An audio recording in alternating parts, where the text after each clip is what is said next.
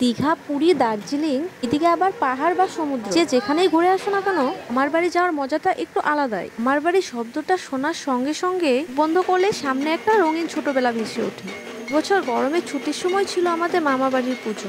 সুযোগে সবার সাথে আরো একবার দেখা হয়ে গেল। প্রায় 6 মাস আগে ছিল ছোট মামার বিয়ে, বাড়িতে ছিল এবার নতুন বউ। নতুন বউকে নিয়ে এবারের পুজোটা বেশ গেল। আমার বাড়ি গিয়ে এখনো বেশ ভালোই লাগে, কিন্তু কোথাও যেন একটা সেই ছোটবেলাটাকে খুব মিস করি। যে মাঝে মনে হয় কিছু একটা হারিয়ে ফেলি। আমরা যখন ছোট ছিলাম তখন কিছু মানুষ ছিল, এখন নেই, আবার কিছু মানুষ তখন ছিল না, এখন আবার আছে। যেমন এই যে এটা আমাদের বড় মামি,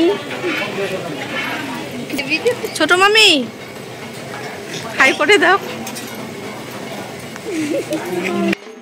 কি আমাকে কোয়েশ্চেন করো আমি কেন রোজ ভিডিও আপলোড করি? আসলে সময়ের অভাবে রোজ ভিডিও শ্যুট করাও হয় না আর এডিট করাও হয় না, সেই জন্য আর ভিডিও আপলোড করা হয় না। এছাড়াও যারা আমাকে বলে থাকো আমার ভিডিও দেখতে তাদের ভালো লাগে, তাদেরকে অসংখ্য ধন্যবাদ। যাদের নাকি আমার ভিডিও দেখতে একদমই ভালো লাগে না, তাদের উদ্দেশ্যে বলছি আমার ভিডিও দেখা থেকে আপনারা বিরত থাকবেন। ভিডিও তৈরি করতে কতটা পরিশ্রম হয় সেটা আপনি তখনই বুঝতে পারবেন যখন আপনি একটা ভিডিও তৈরি করবেন।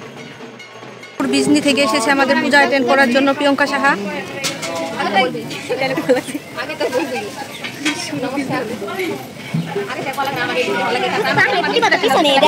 Light, camera, action. নমস্কার। হ্যাঁ, আপনার পরিচয়? আমার নাম প্রিয়াঙ্কা সাহা। আচ্ছা, আপনি কোথা থেকে এসেছেন? আচ্ছা, এখানে কেন এসেছেন? এটা কি হয়? আমার মামার বাড়ি। আচ্ছা, মামার বাড়ি, ঠিক আছে। কাকার বিয়ে খাওয়ার পর, হরণ হওয়ার পরেও তারপরে আমাদের সঙ্গে শুধু সাক্ষাতের জন্য এসেছে, যেহেতু আমরা 1 বছর আগে এনাকে বুকিং করে রেখেছিলাম। আচ্ছা, কেমন লাগছে? আপনার কেমন লাগছে বলুন। আচ্ছা, ঠিক আছে। পূজা শেষ হওয়ার আগেই 3 দিন না খাওয়ার পর অক্লান্ত পরিশ্রম শরীরে খাওয়া আরম্ভ করে দিয়েছে। প্রায় 5টা বেজে গিয়েছিল আমাদের পুজো শেষ হতে হতে। এই দুজন হলো আমাদের 2 মামা।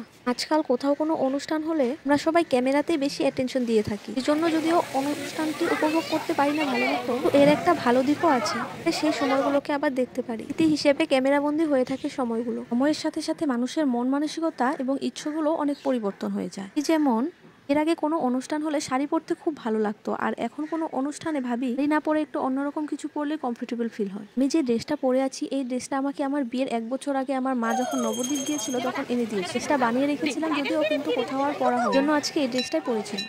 এইদিকে এই ঘন্টাটা সবাই বাজাতে চাইছিল, তো অনেকটা উপরে হওয়ার জন্য কেউ বাজাতে পারছে। তারপর মন্দির থেকে একটা ফুলের মালা খুলে সেখানে লাগিয়ে দিয়েছে। দেখো এটা নিয়ে তারপর সবাই টানাটানি করছে। চারপাশে যেমন খুব ভালো মানুষ থাকে, উল্টো দিকে আবার দিয়ে আসা পেরেকের মতো খোঁচা দেওয়ার লোকও থাকে। যে মাঝে মনে হয় নিজেকে হাতুড়ির মতো শক্ত করে ওদেরকেও ঠুকে দিই, কিন্তু ওই যে কুকুরে কামড়ালে কুকুরের পায়ে তো আর কামড়াতে পারবো না।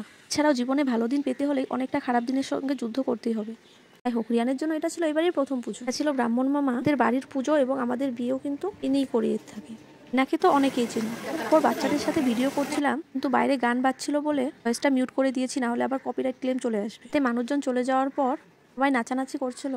বাড়ির পুজোয় অন্যবারের মতো খুব একটা দেরি হয়নি, জন্য খুব তাড়াতাড়ি শেষ হয়ে গিয়েছিল। সময়ের সাথে সাথে সবকিছু কি করে পরিবর্তন হয়ে যায়, তাই না? আগে সবাই একসঙ্গে থেকে আলাদা করে বাইরে যাওয়ার প্ল্যান করতাম, এখন আলাদা থেকে সবাই একসঙ্গে হওয়ার প্ল্যান করি। স্কুলের একটা বিদায় অনুষ্ঠানে একজন শিক্ষক বলেছিলেন, গাছ থাকতে গাছের মূল্য দিতে হয়, তেমনি সময় থাকতে সময়ের মূল্য। পরিবারের সবার সঙ্গে থাকা সময়েই পরিবারের সবার মূল্য দিতে হয়। আসবে পরের ভিডিওটা। আজকের মতো এইটুকুই।